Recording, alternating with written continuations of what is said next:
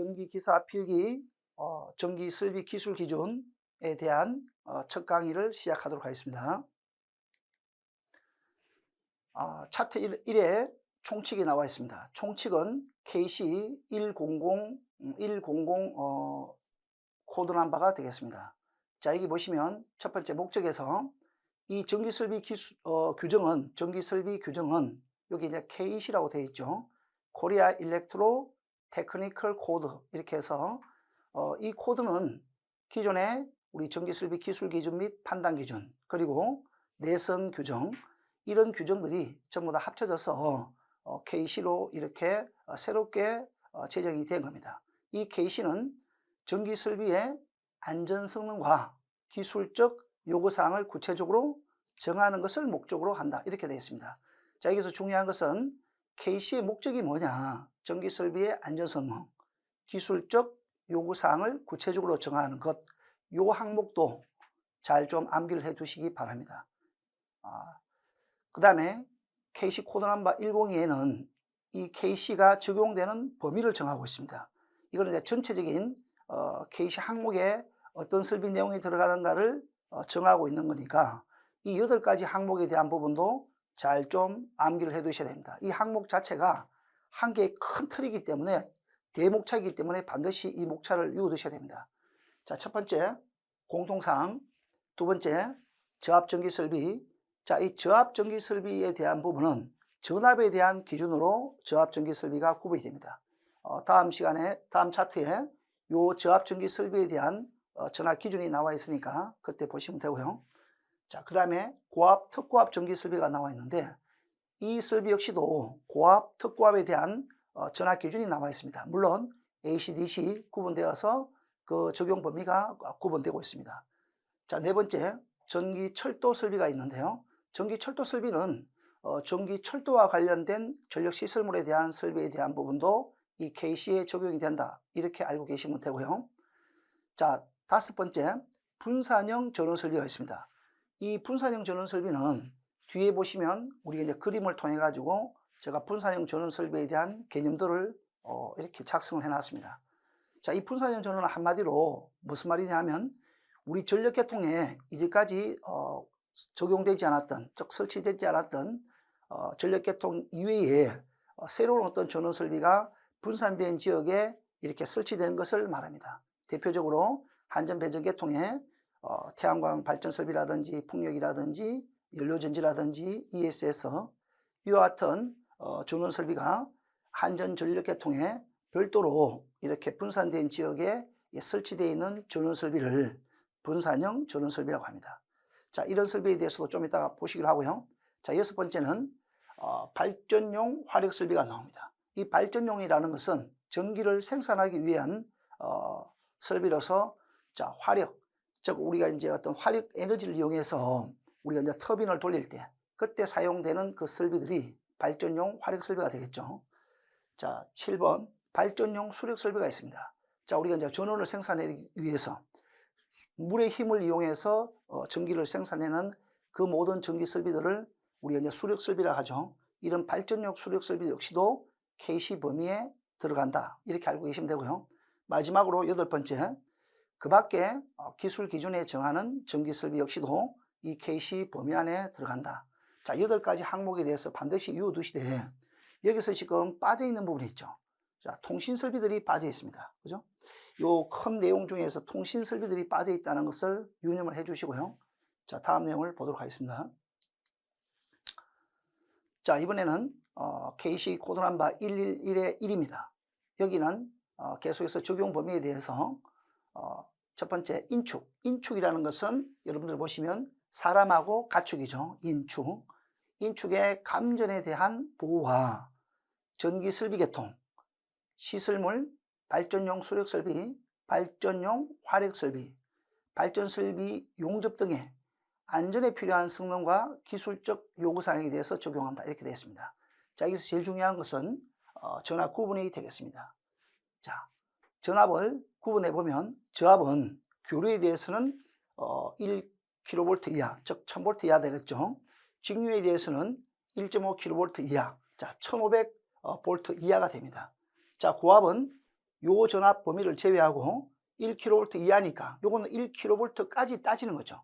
고압은 1kV 초과, 여기는 1000V를 넘습니다. 그 1000V를 따지지 않죠. 정확하게 1001V, 그죠? 자, 1000V를 초과라는 요 부분을 정확하게 이해를 하시고요. 1000V 초과, 7000V, 즉 7kV 이하, 요 범주까지를 우리가 교류의 교류의 고압 범위라고 하고 있습니다. 자, 직류는 1.5kV 초과, 7kV 이하 이렇게 되어 있습니다. 여기도 초과 이하에 대한 부분을 잘 좀 알고 계셔야 되고요. 그 다음에 특고압은 요 두 개의 고압 범위에 해당하지 않는 7kV 초과하는 요 전압을 특고압 전압으로 구분하고 있습니다. 자, 요 전압 구분이 종전에 대비해서 많이 달라졌죠. 우리 종전의 저압 범위는 저압에서 이 교류에 대해서 얼마였죠? 요게 600V 이하였죠. 그리고 직류는 1.5kV가 아니고 750V 이하였죠. 그죠? 그러니까 여기 이제 600V 이하, 750V 이하, 여기 이제 600V 초과, 7000V 이하. 전에 750V 초과, 7000V 이하. 여기까지가 과거에 우리가 이제 전기수리 기술 기준이나 거기에 적용됐던 전압의 범위인데, 요 전압의 범위가 지금 종전하고 대비해서 달라졌죠. 그 이유는 우리가 이제까지 사용했던 전기설비 기술 기준 및 판단 기준은 일본 전기설비 기술 기준 및 판단 기준, 또 일본의 내선 규정을 우리가 받아들이다 보니까 일본에 맞는 전압으로 그렇게 썼던 거고요. 이렇게 전압이 바뀐 배경은 우리가 이제는 유럽 코드 기준을 사용한 겁니다. 왜 유럽 코드 기준을 전기 사용했냐 하면, 지금 미국을 기준으로 북미, 즉 카나다, 미국, 멕시코, 요 북미 지역을 제외하고 대부분의 나라들은 다 유럽 코드 기준을 적용하고 있습니다. 왜 유럽 코드 기준을 적용하냐면, 옛날에 유럽, 영국이나 프랑스, 그죠? 독일, 뭐 이런 스페인 이런 데서 이런 나라들이 전 세계를 전부 다 대부분 지배를 했지 않습니까? 아프리카, 남아메리카. 이게 그렇게 하다 보니까 그 유럽의 전기 코드가 우리나라를 제외하고 뭐 아시아, 아프리카, 남아메리카, 여기에 이제 모든 그런 기준들을 사용해 왔기 때문에 우리나라 같은 데는 무역을 해서 먹고 사는 나라다 이거죠. 그래서 WTO, TBT 체제하에서 과거 일본 전기 코드 기준으로 우리 전기 제품을 생산하고 판매하는 데는 한계가 있다. 즉 다시 말하면 일본 기준으로 만들었던, 즉 우리나라 기준으로 만들었던 그 전기 설비 기준으로 어떤 전기 제품을 생산, 판매를 외국에 할 수가 없다 이거죠. 그래서 우리는 미국 기준도 아닌 유럽 기준의 전기 코드를 우리가 적용을 했기 때문에 이런 전압 기준이 바뀌었다. 이렇게 이제 알고 계시면 됩니다. 자, 이 강의는 용어의 정의가 나오고 있습니다. 자, 첫 번째, 가공인입선. 자, 가공인입선도 여러분들이 잘 좀 공부를 해 두셔야 됩니다. 이 문제는 문제의 중요도를 따지면 한 중간 정도의 난이도를 보시면 됩니다. 그러니까 자주 나오는 것도 아니고 자주 안 나오는 것도 아니고 한 중간 정도요. 자, 가공인입선이라는 것은 우리가 말 그대로 여기 이제 가공이 되어 있죠. 가공의 의미를 여러분들이 알고 계셔야 됩니다. 이 가공이라는 의미는 공중에 떠 있다 이 말이죠. 공중에, 그죠? 자, 공중에 떠 있다 이런 의미죠. 그죠? 전선로라는 것은 여러분들 알고 계시죠? 전선을 포함한 그런 기계 기구들을 전부 다 전선로라 합니다. 그러니까 공중에 떠 있는 이 전선과 관련된 설비들을 우리가 이제 가공 전선로라고 하죠. 자, 여기서 지지물이라는 것은 전주입니다. 전주. 여러분들 잘 아시는 전봇대.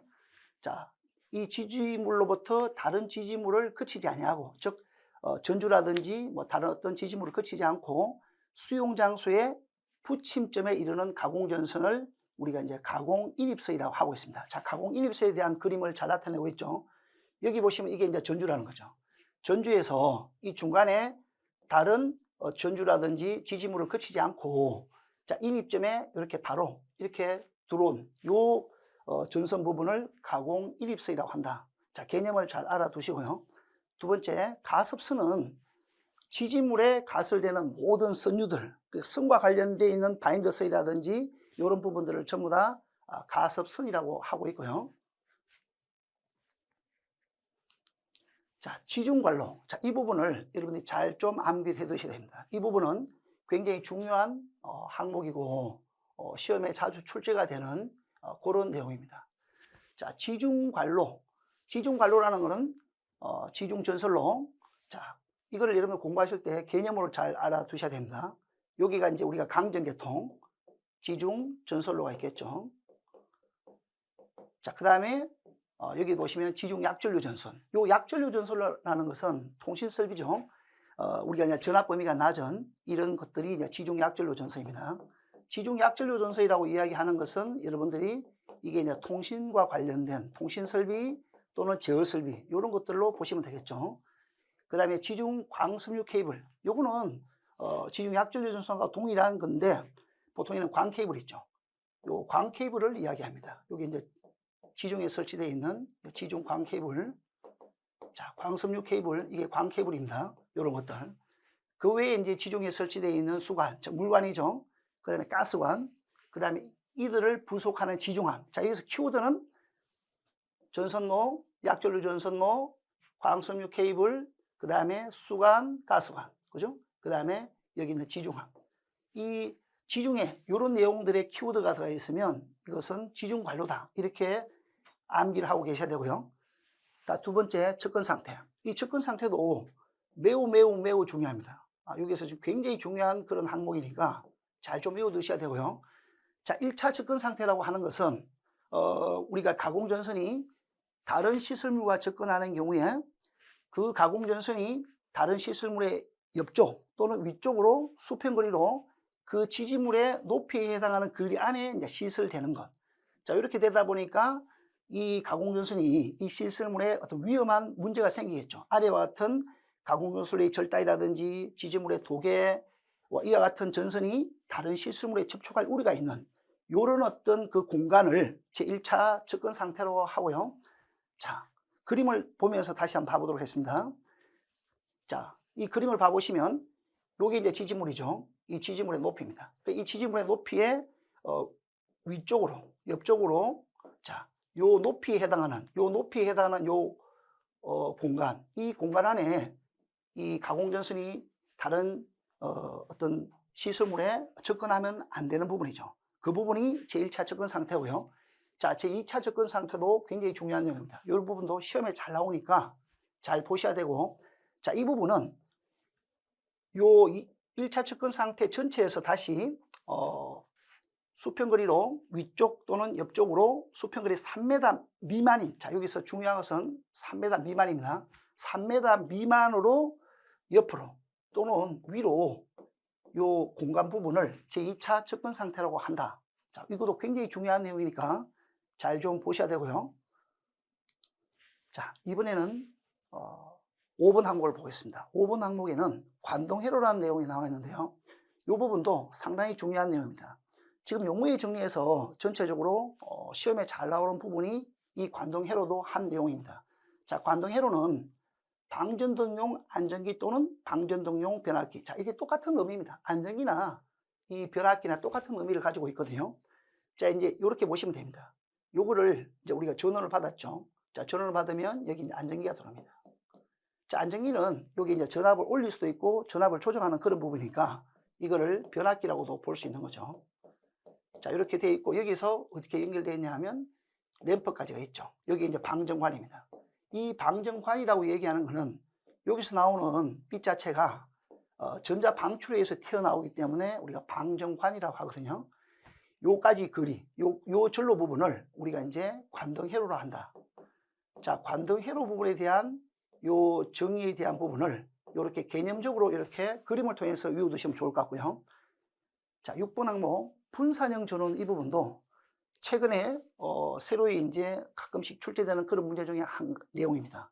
자, 분산형 전원에 대한 개념은 중앙급전 전원. 자, 이 중앙급전 전원이라는 것은 무슨 의미냐 하면 여러분들 이제 한전에 배전계통 있죠.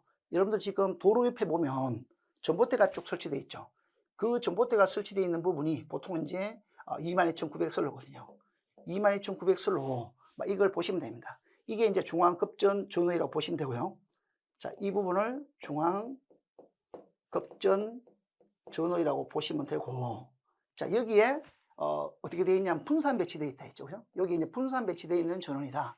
자, 여기 보시면 또 어디냐면 전력 소비지 부근에서 전력을 소비하는 그 지역 근처에서 분산 배치되어 있는 이 전원을 분산형 전원이라 한다. 자, 여기서 우리가 이제 태양광 발전을 설치한다든지 또는 풍력을 설치한다든지 이렇게 되어 있지 않습니까? 그럼 이제 요게 우리가 이제 전력 소비지가 있겠죠. 전력 소비하는 곳이 있습니다. 전력 소비지가. 그럼 요 분산형 전원이 요 계통에 이렇게 연계가 될 수도 있고, 경우에 따라서 발전된 설비들을 일부 이제 전력 소비지에다가 바로 전력 소비도 하면서도 이 전력에서 남아있는 전력을 한전계통에 이렇게 공급하는 이런 설비들을 우리가 이제 분산형 전원이라고 하죠. 요거는 이제 분산된 지역에 한전 배전계통, 즉 한전 전력계통과 이렇게 분리되어서 이렇게 설치되어 있는 이런 전원들을 말합니다. 대표적으로 태양광, 풍력, 연료전지, 뭐 ESS 등등 이런 것들을 분산형 전원이라고 하고 있습니다. 자, 이 그림을 보시면 조금 더 이해하기가 좋습니다. 자, 여기 보시면 아까 여기 분산형 전원이라는 게 이렇게 나와 있죠. 이렇게 나와 있고, 이 구내 계통 부하라는 것은 아까 전력 소비지, 이 전력 소비지에 일부 전력도 소비도 하고, 그죠? 일부는 또 전력 계통에 이렇게 공급도 하죠. 자, 여기서 단독 운전에 대한 개념을 다시 보도록 하겠습니다.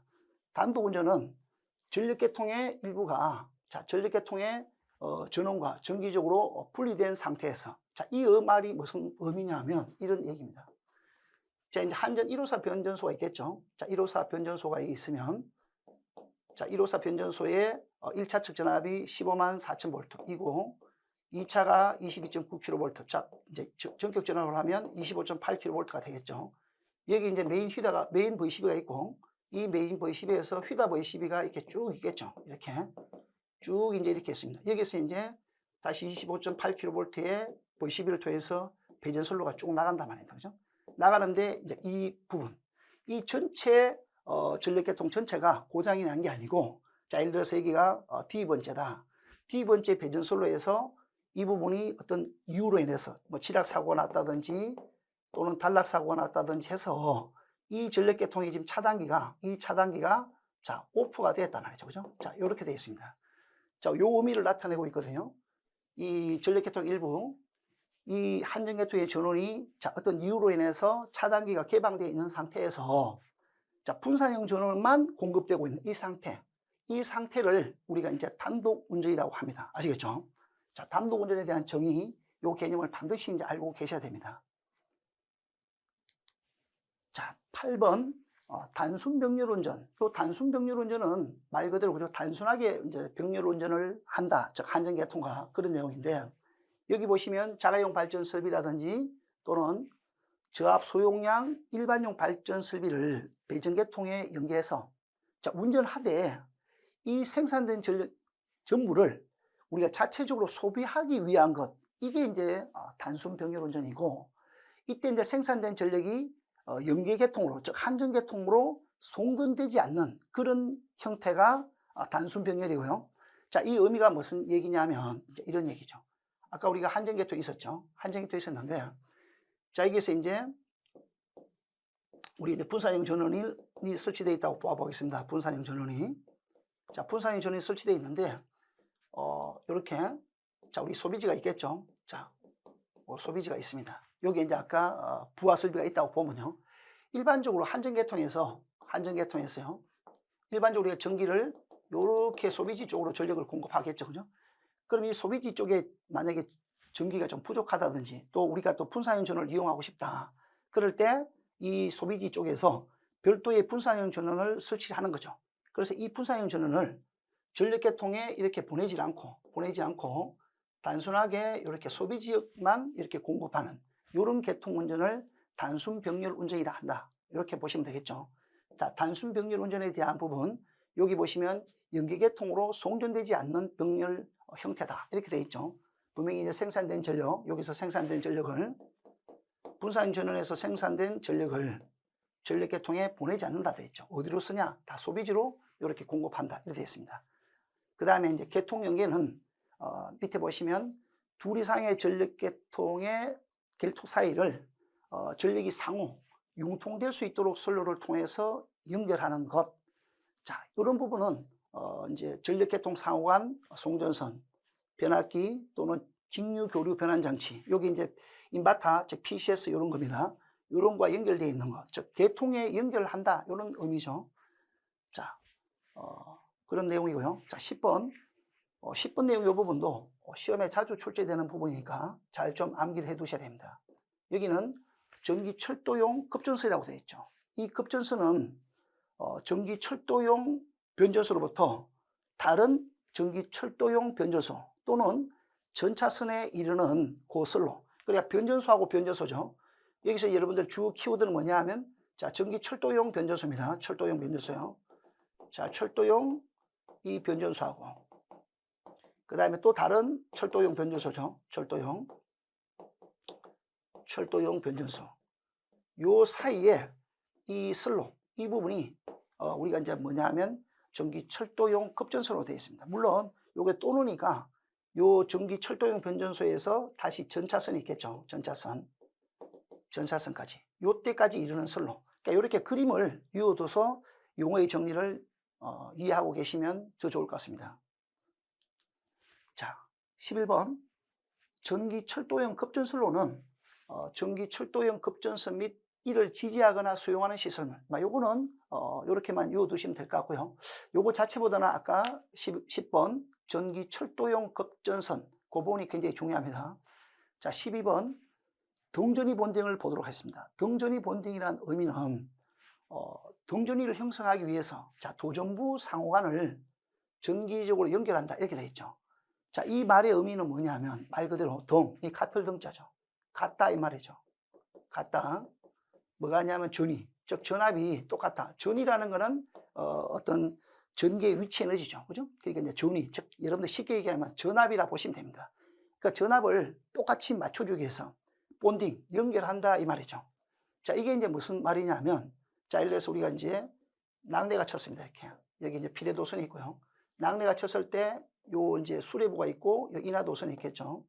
인하도선이 있고 여기가 이제 접지 거기 있습니다. 그러면 낙뢰 전류가 내려갈 때 굉장히 고주파 대전류의 어떤 전압 전류들이 흘러갑니다.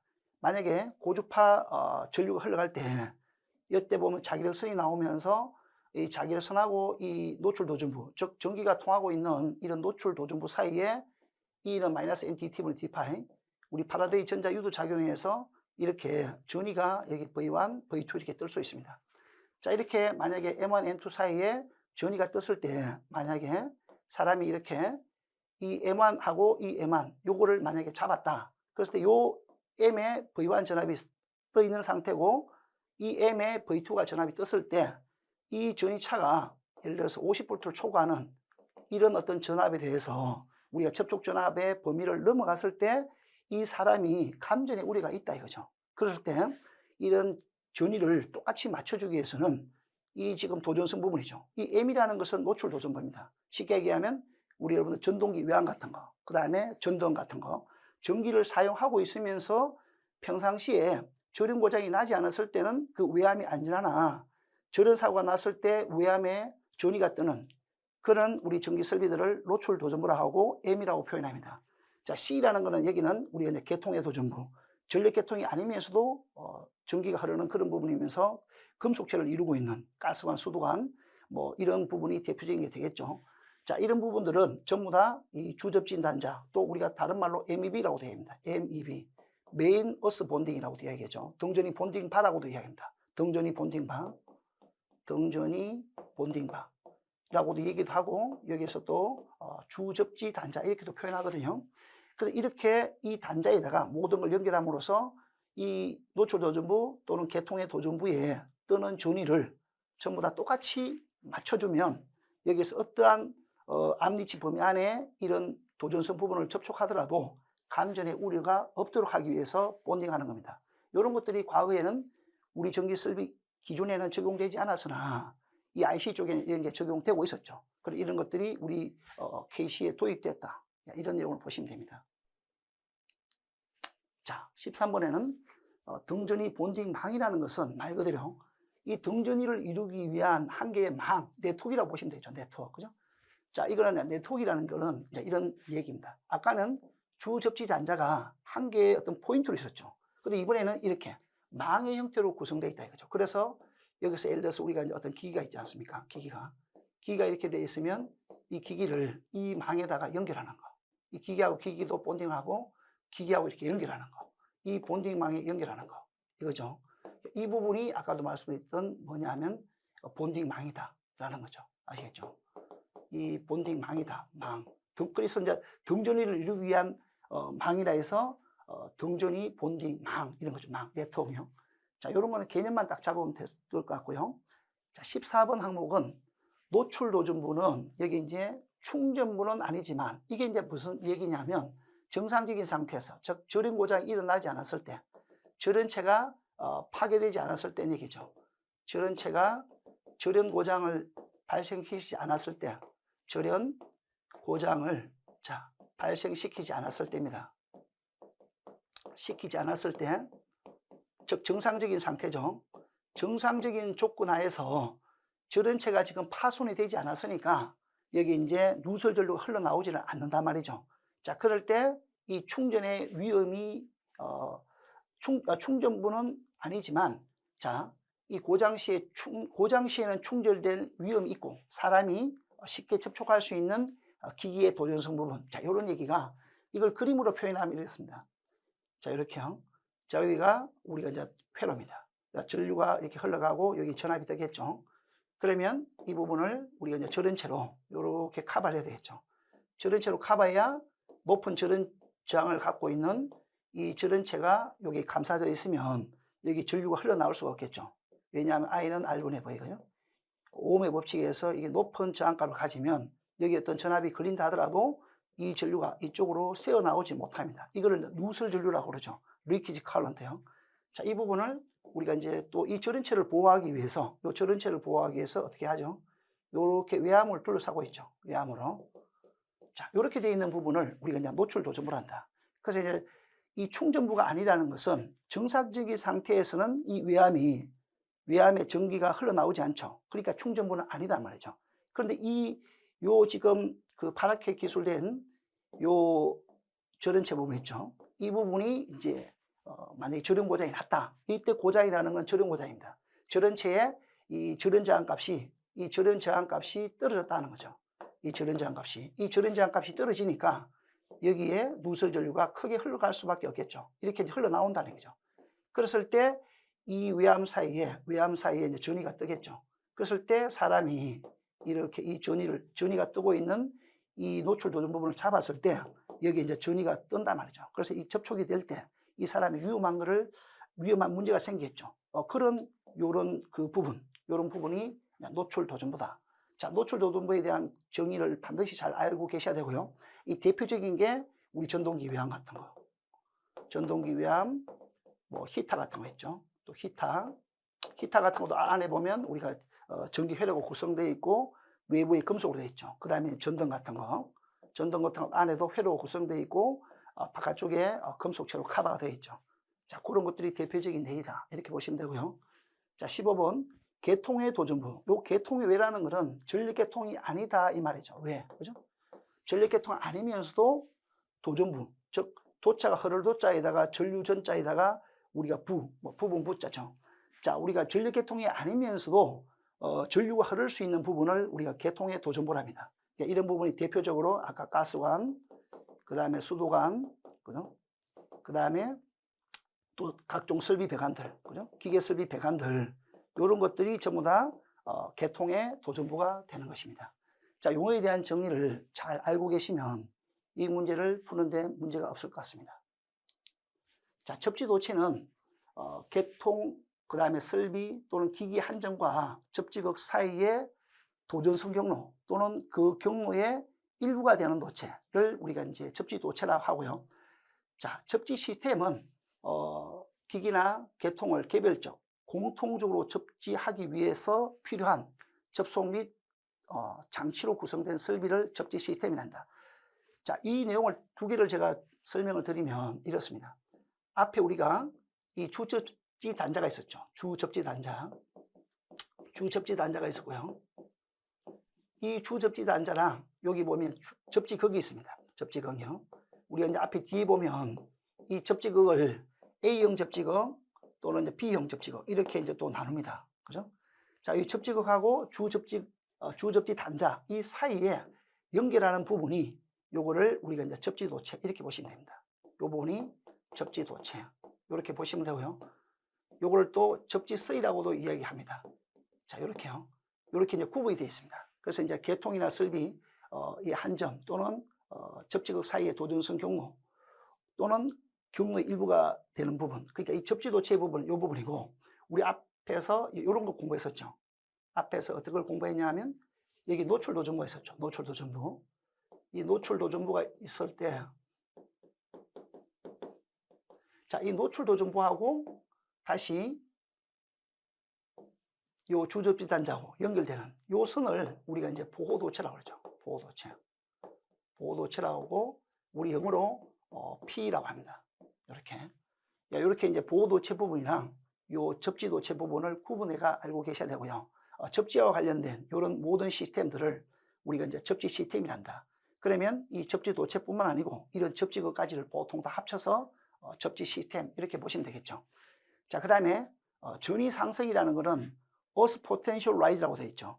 이거를 똑같은 접지 땅은 땅인데 우리가 유럽에서는 Earth라고 얘기하고요. 땅을. 그 다음에 미국에서는 이 Earth라고 하지 않고 그라운드라고 하죠. 그라운드. 이 똑같은 어떤 개념인데도 미국하고 이 유럽하고의 어떤 자존심 싸움으로 약간 이 어떤 땅, 대지를 다르게 우리가 표현하고 있다. 자, 그렇게 보시면 되고요. 그러니까 여러분들 제가 그라운드 이러면 미국식 ITF 기준으로 설명한다. 어스 이렇게 하면 유럽식으로 얘기한다. 이렇게 보시면 됩니다. 여기 이제 접지전위 상승이라는 게 뭐냐면, 자, 여기서 예를 들어서 이게 이제 고장전력이 흘러가겠죠. 이 고장전력이 흘러갔을 때 여기 접지극에는 저항이 있다는 거죠. 저항이 있으니까 이렇게 전위 상승이 생깁니다. 이렇게 이제 전위 상승 V라는 게 생기는데, 이 전위 상승을 이제 Earth Potential Rise라고 합니다. 말 그대로 그죠? 대지 전위 Potential Rise 상승 보이죠. 이 부분이 이제 얼마나 크냐 작냐에 따라서 우리 전력계통에 기기 저런 파괴 악영향을 준다든지 또 여러 가지 문제를 일으킬 수 있습니다. 요 접지전위 상승이라는 것은 이 접지계통과 기존 대지 사이의 전위차 그 부분을 우리가 이제 접지전위 상승이라고 합니다. EPR요. EPR에 대한 개념도 잘 좀 알고 계시면 좋을 것 같습니다. 자, 이번 강의는 여기서 마치도록 합니다. 질문을 Q&A 게시판에 올려주시면 답변 드리도록 하겠습니다. 자, 수고하셨습니다.